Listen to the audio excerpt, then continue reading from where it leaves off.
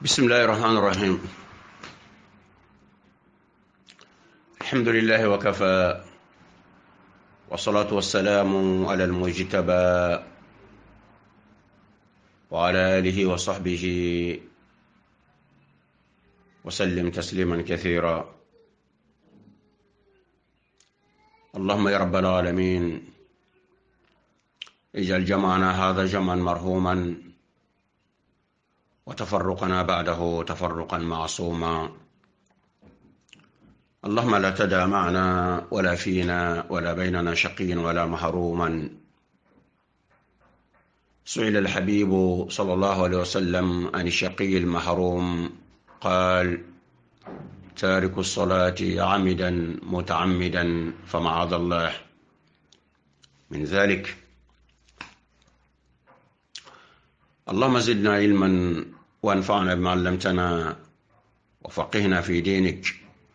وعلمنا تأويل منهج الكتاب والسنة، وارزقنا اتباع ما نص عليه الكتاب والسنة، وارزقنا في هذا الشهر المبارك البر والتقوى والإيمان والإخلاص والفوز بالجنة والنجاة من النيران، والمتابعة لسنة خليلنا صلى الله عليه وسلم قولا وتقريرا وفعلا، وقيامه وصيامه، وقيام ليلة القدر إيمانا واحتسابا، والقبول. إنك على كل شيء قدر بالإجابة جدير. أيها الإخوة في الله، السلام عليكم ورحمة الله وبركاته. مع سلسلة دروسنا الرمضانية مع أحكام الصيام، نتقدم مع موضوع جديد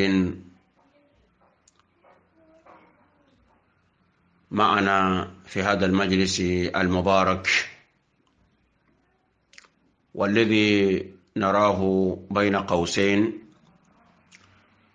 ألا وهو ما حكم المرأة الحائض أو النفساء إذا طهرت قبل الفجر في رمضان المبارك ضيف الله الكريم، وبالله حسن التوفيق. والتي كان الله باناني تنكباننا هو انت كم بتقولوا يوم بتكون يرنغندي أرهوجي كم أرهوجي دومينا أرهوجي بتيان كم قواتي توموني ميمي كمان الله باناني كان الله واتي كان بخيم بكانتي كم بالسال أروكيسي أرو بارك أرو خيرين كبي الله ونيا كان نكى كبين جيدي أوكي فاري أرو إيمان كارو نبي ميمي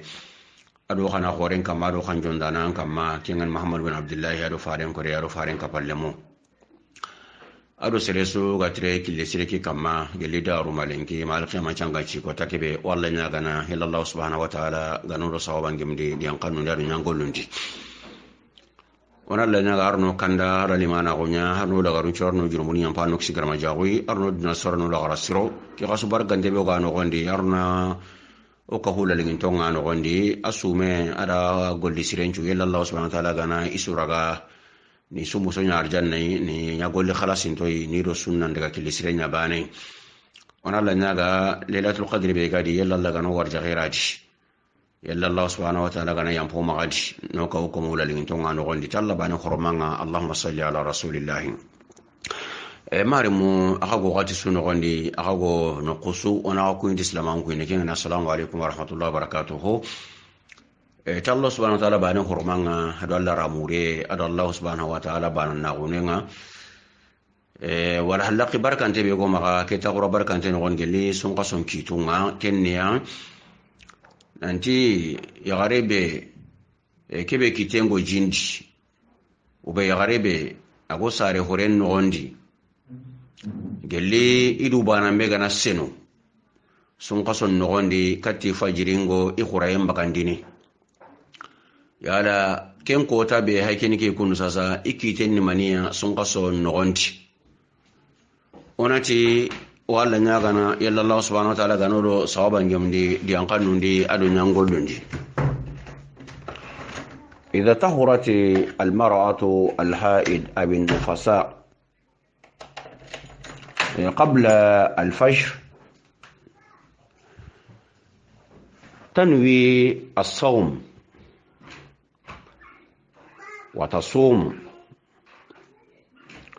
وإن لم تغتسل فبعدما تأكل السحور تغتسل من دم الحيض أو النفاس ثم تصلي. wala nyagana illa Allah subhanahu wa ta'ala gano sawabon gumdi dan kannun di adu nyangolunti yagarebe akitengo jindi sun qasun nogonti yagarebe ga sare hore ngara sun qasun nogonti gelido banambe gana senu fajirin kane sun kason nogonti yagaru kebe gani lada mporenga kebe ga gani sare horenga Allah subhanahu wa ta'ala ari didi to yohon nan siragundi na tagmanchonya o maanu dangani dagmancho ku benu ago abangandini yagaren dangani nanti kebe gani ladan porenga anyame kebe ga gani bangen ka porenga anyame akuti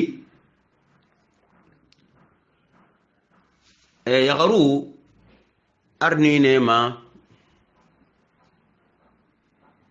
farenki indi sallallahu alaihi wasallam aho gabe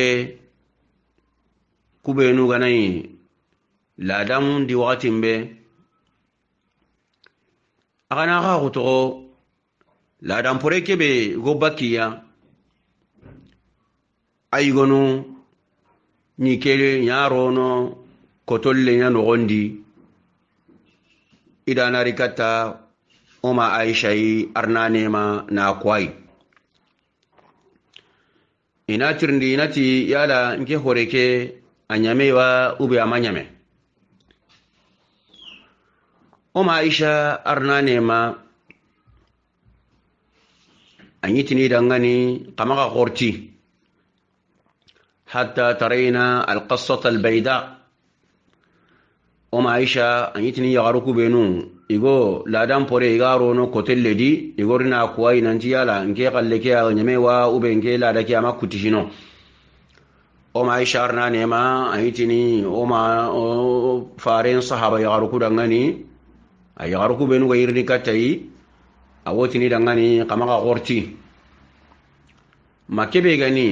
ladango kutini ti tagumanche kebe Allah subhanahu wa ta'ala garanya yagarun dangani maga gana kengari taga yagon piliana dangana gon kita nanti ke goni ani tagumanche kebe sika gantari aga koyini nanti kebe gani lada ke goni horenga kebe ga gani bangen ka horenga akutina ndukuta to kembirenga tu umuna aisha dan ke diyan kanne arna nema anya sunnai oma nusu kama mal qiyamah changanji kota kebe nanti kebe gani lada amporenga arebe yanki tengane jinde watimbe anna maga qorti na nyanki manna tagumanche kebe Allah subhanahu wa ta'ala agaranya lada ke horen kutien dangani sababu ya nanya dangani tagumanche makin ngana kingar watimbe angara jankana gon kita watimbe nan sasa goni alhamdulillah rabbil alamin kebe gani lada ke horenga akuti kemberenga anna hiranya anna yanqi gelli lada ke horenga ube gelli bangay ke horenga alhamdulillah rabbil alamin kiyani fare sallallahu alaihi wasallam ariga killi sirenga qayagarebe gelli kebe gani ladan koni horen kutiyenga kebe gani atagumanchenga tagumanche ke koni aga bangyan dangani angara dangana gon kita nan sasa kenken koni akuti awajibi yanan kamma anna heranya annan senu jawnge kamma nantuguti Allah subhanahu wa ta'ala an ganyi lada ke watin be Allah subhanahu wa ta'ala ga yampa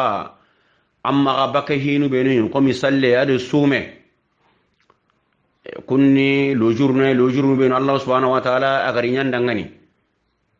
madama lada ke goni an ga no gonti lada ke goni aga kutita kebe gani kullu jurnu kungiran kamma kita wajibi yanan kamma insha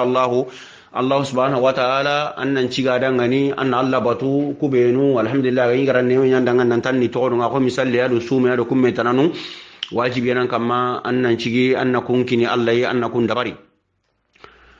do kembre nga otini garun dangani kebe gani tagmancon koni kun koni bangi halle dan kana kun kiti halle nanti kebe gani ladan porenga nyame ube banga en porenga nyame wajibi nyani garun kama ina sobe ina nsenu kodo insha Allah surtu aga nagi musalli waqtiya igokatna salleke dabari iwatin di mokebe na toti farlan challu ko Allah subhanahu wa ta'ala adinya farla wakama waqti nuwan waqti ke be Allah subhanahu wa ta'ala megara asugandi waqti be Allah subhanahu wa ta'ala megara akhire kama Allah megati inna salata kanat alal mu'minina kitaban mawquta lo kembirenga farlan challu ko al tasahana abadan ni yakhari ni bugi waqtinga magana ya Allah subhanahu wa ta'ala gana darura sa kusirebe kama ken darura aganya sababu ya nasalle na yakharindi amma gabaka waqti ke be Allah subhanahu wa ta'ala gara asugandi na akhirin qira dangani alhamdulillah rabbil alamin ya garu ini hakren to ku karanu di muwassiri angini ya garu yugono yosenunu baka ladan porenga baka banga yang ka porenga kakebe gani yang ke nga iwoke iwale lendin aygo gana senu kati fajri ngi qure bagandini ube fajri ni me alhamdulillah kati kengo baka aygo no intari gone senu no anya sun qaso no godu ban be sun qaso imme amay sun qaso imme no nga intari gone senu dai senu wate be nga ini kiyambu do kebe gani soba ki sallenga ken ngatingi fatin o ma yagarunga ini hakren to kedi do kembrenga yagarebe gelli anki tenga yijindi ube angi sare emporendi agana kuti angara tagumanche ngari tagumanche kebe Allah subhanahu wa ta'ala garanya tagumanche yagarun dangani gelli ladan poren kutiyenga obe gelli banga yanka horen kutiyenga gelli kun tagumanche goni ga bangan dangani agananya fajirin kane ay kati fajirin go i horen bagandini sun qason noonti anke nyagare anyan kama wajibinga kem batte sunu gondi anna sume ngannie anna ken kurmangan ka gondi nantugo tibirambe oga sehe sun qaso nganniyen kamma ora ko inanti sun qaso ngana jongeta gelawru hananga nganni bane wasene islamin dangani sun qaso ke kota nun cu sumen dangani awake nganni bane asa hanteni ma sun qaso nganyame kota kebe allahumma maganta darura gana serebe kita sun qaso ke nogondi an gana sume an gana sigindi jigen darura kebe Allah subhanahu wa ta'ala garanyan dangan nawiya nantan namini darura ke nogondi kata go nyamene masalan jagarebe sun qaso nogondi an kitengana rujindi ube geli sare hore ganaranga ube serebe an gana watu sun qaso ke nogondi ube serebe an gana tere sun qaso ke nogondi kuni lujurno kuni darura no kube no Allah subhanahu wa ta'ala garanyo nyai dun ko nun dangani nanti sume ngaratai donc gelli darura nuku gananya me watimbe ay lujur nuku gananya me baka idun ko nga watimbe kembere nga wajibe ni kama ina nganni kurumba ina ken kurmangan ka gundi na sume njonga do imarin islaminu nga sun qaso kotanu benu ga to lo kembere nga yagarebe an ko ni ga senu katti fajiri ngi qurem bagandini anya gelli lada empore kito be nya banga empore kita anko ni gara jankana gon kita nanti hore ke agoni alhamdulillah rabbil alamin anda tagmanche ngar tagmanche ke be gara kem bangandan dangani sika gantadi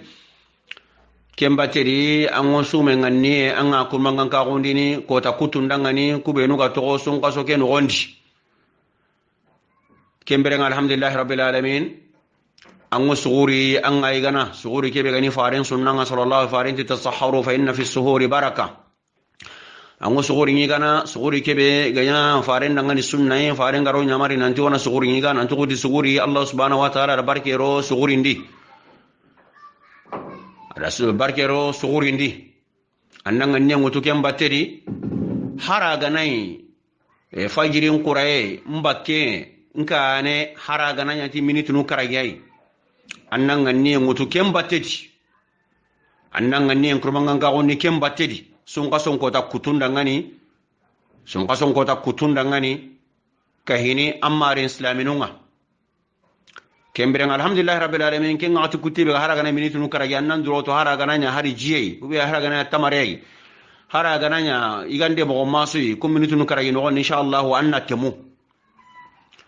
temu kagelli alhamdulillah rabbil alamin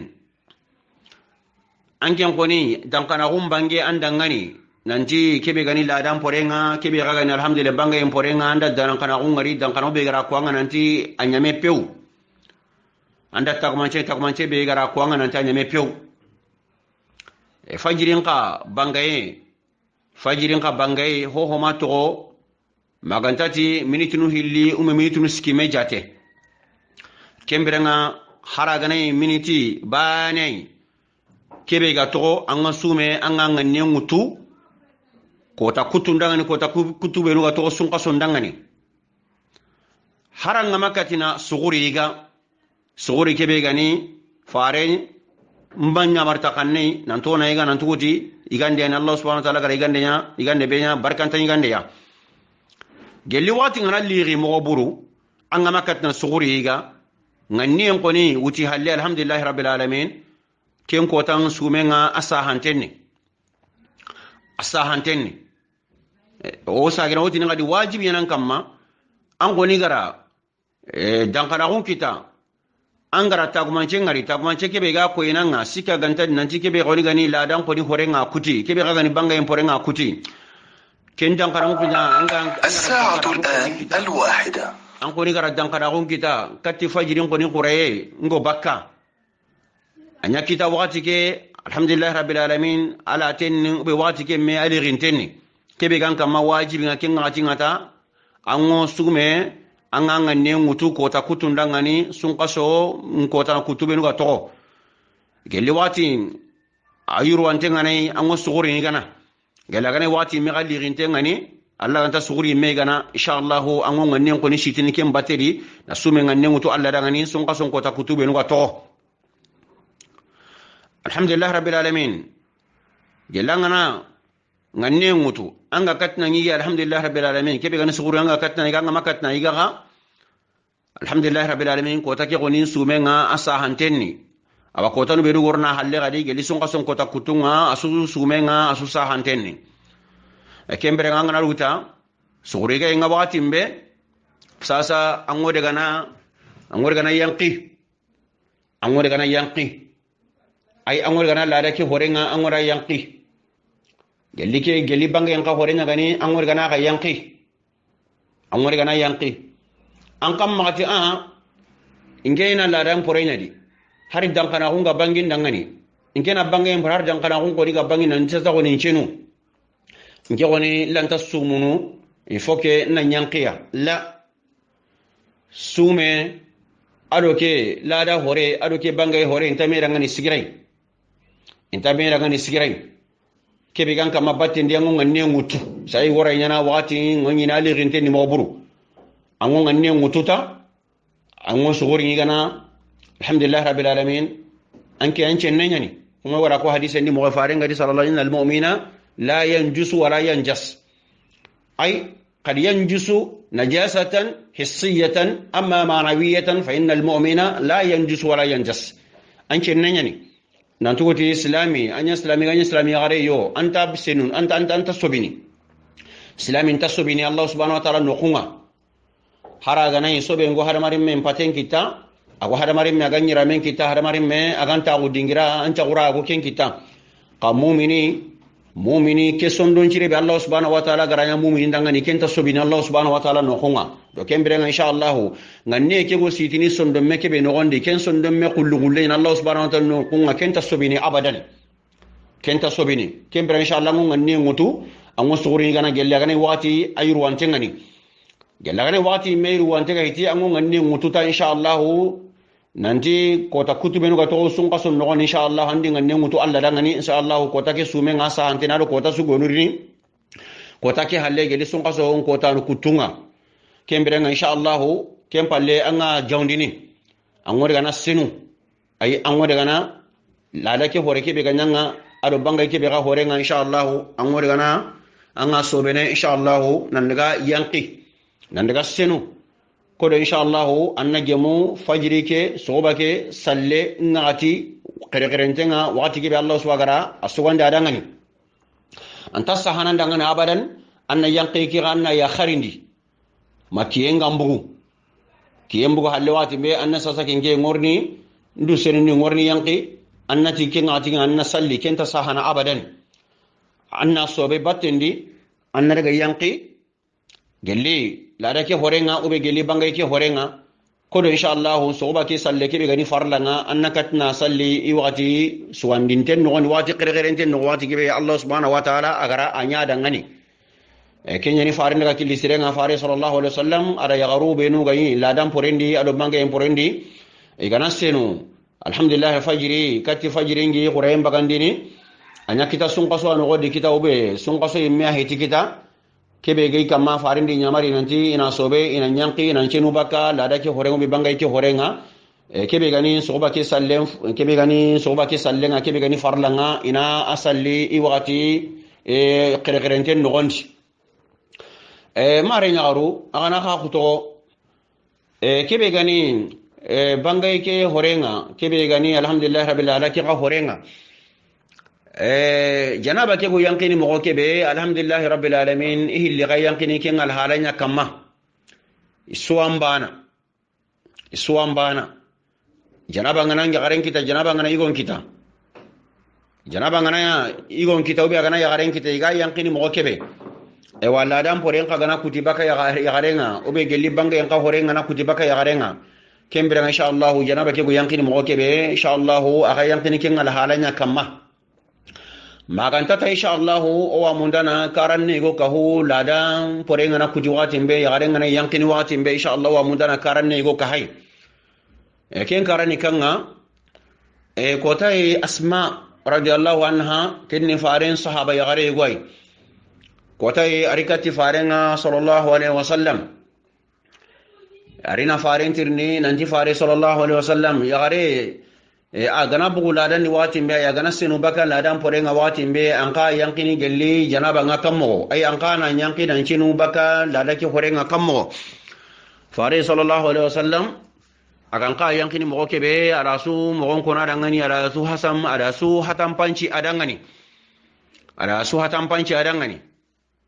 ma go kiyene nanti birambe insha Allah wagotna dangani anna heranya anna kotolle gowtu obe anna musar gowtu alhamdulillah rabbil alamin timalingi ji kebe gamma timalingi ji sire kebe gamma usula ji sire kebe gamma parfait ji sire kebe gamma timalingi ji sire kebe gamma anna ke ngoro kotolle ke no gondi obe anna ke lo musar ke no gondi kembere insha Allah annan du senudi tay فارن غرا كيكو يغاري كي دغاني يغاري كي فارن دغاني كيف اتطهر انشي نونو كمو فارن دي تطهري بها اتيكي كوتولي جرابي غمغا انغرا تيمالينغي سيري لاي تيمالينغي سيري كي بغمغا فارنتي اتاندو سينوريتاي اندو سينوريتاي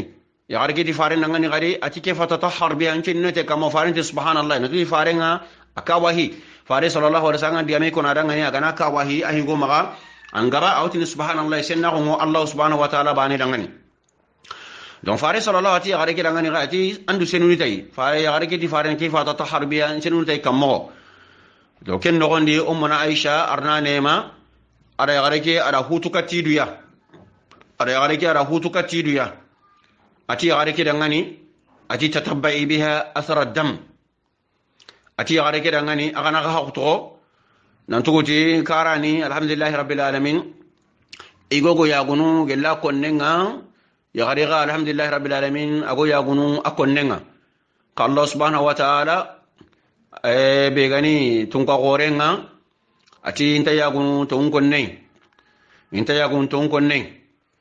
to koni gono ko Allah subhanahu wa ta'ala wa bangandini do faren sallallahu alaihi wasallam yarunga nara tirndi kudi menoi fare sallallahu alaihi wasallam awa bangandini dangani awa hatan pancini dangani birambe agara ko yagare ki dangani nanti andu senu tai yagare ki agama hamu ago faren tirnini uncenu tai kammo faren ti subhanallahi ken no ndu mun aisha arna nema kebe gani qarangana qorenga yagare ki be Allah so gara fami nya dangani agama fami be nya o ma kutun dangani ado islaminu nyagaru kutun dangani alhamdulillah rabbil alamin ada yagare ki ara hutu katidu ya kodo fare sallallahu alaihi wasallam ga mundana no kukebe hatan panca dangani mo siri na no kukebe na kona dangani mo sira go katna hamu mo siri mo kebe dongo mun aisha ada yagare ki ara hutu katidu ya atige koto lebe gamma ube inshallah ke musara kebe gamma angara timalingi jisire angara kellano gondi angara timalingi sire lano gondi usula jisire angara rano gondi parfait jisire angara no gondi ati tatabbai biha athar ad-dam ati annahiranya khoreke batuku igara no kebe kita annahira inshallah anna kotolleke anna dangindi kunno kunun kamma anna dangindi kinno kun kamma horeke batuku gara no kebe kita inshallah annahiranya ke kotolli jibe ke kotolli jisire be gamma ay ke timalingi jisire be gamma usula jisire ke be gamma ke kotolle no gondi ube ke alhamdulillah rabbil alamin ke muswaru no gondi horeke dangi batuku agara no kebe kita anna senu tay mo siri kodo inshallah qom yarun chuwatu la dam pore alhamdulillah rabbil alamin time be gononga alhamdulillah rabbil alamin ka khuto ke parfait jisire be ube ke usula jisire ke be gamma ube ke alhamdulillah rabbil alamin ke jisire ke timalingi jisire ke be angara ro kotolle ke no gondi anna dangi inshallah horeke dangi kilunga horeke garano kukebe kita inshallah dangi nononga kodo inshallah ke tibe be gononga anakatna kutu anakatna bugunonga pew donc o monaisha ada hatam pancen kini yagare ke nantan na nyana kundwa do kembere inshallah anya sunna yagare chuada ngani angana senu baka lada amporenga watimbe angana senu watimbe inshallah kembere inshallah anna kotolle gotu obe inshallah gelli musura gamma alhamdulillah rabbil alamin timali ji sireke be gamma usula ji sireke be gamma parfait ji lingi ke be gamma anna ki ngoro kotolle nga horeke gadangi do no kunu kubenu horeke dangi killugo ado horeke gadangi ti no kukebe inshallah anna non cenundi mo siri kodo inshallah lada alhamdulillah ko mi garun cuga to ana ka to time ke be ga inshallah ke parfait jisire ke be gamma ke timalingi jisire ke be gamma anakatna inshallah no kuke inshallah nakatna time ke be gonga anakatna kutu nakatna time ke na girndi bakano nga do ke be ga inshallah ke no khwani no koita ago kapi janaba no kunga yagare aganai senunu gelli ladanga watimbe ladam porenga na dangi watimbe donc alhamdulillah rabbil alamin ke ani lenki kite kebe aga nyoma nanti yagaren ken koni gelli aga nasenu kati fajiringi qurayem bagandine gelli ladam porenga gelli sare en porenga kebe gi kama wajibi nga ken inshallah ina nganne ngutu ina sume nganne ngutu sunqa son kota kutunda ngani kota no kubenu ga to sunqa songa ina sume njonga di mare islaminunga kembere kebe gani yanqenga alhamdulillah rabbil alamin ina suguri ngiga yalla gani wati ayru wante itiga